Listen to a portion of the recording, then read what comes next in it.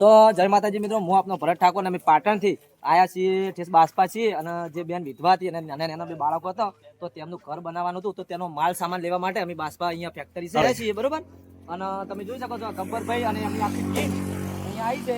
તો અને ઠાકોર સમાજ માટે ખાસ કહેવા માંગુ છું કે તમે આ વિડીયો વધુમાં વધુ શેર કરજો, કારણ કે આ ઠાકોરના દીકરાઓ જો આ એક વિધવાનું ઘર બનાવતા ગરીબની વારે આવ્યા હોય તો ઠાકોર સમાજના લોકોને ખાસ કહેવા માંગુ કે ખાલી બીજું કંઈ ના કરતા, ખાલી વધુમાં વધુ વિડીયો શેર કરજો. બીજું કોઈ કોના માગતા નહીં, પણ એક સારું કામ કરી રહ્યા છે. લોકોને ખબર પડે કે આવા સેવાભાવી લોકો સમાજની અંદર છે અને ઠાકોર હંમેશા દિલદાર હોય છે, એ સાબિત થાય છે.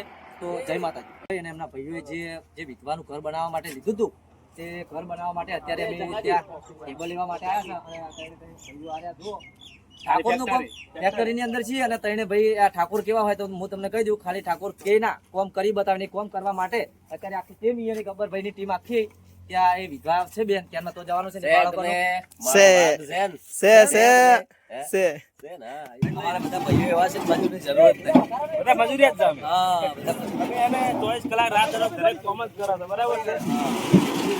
જેવા માણસો હોય આ જો ભરતજી જો તેના માટે બધી ટીમનો છે.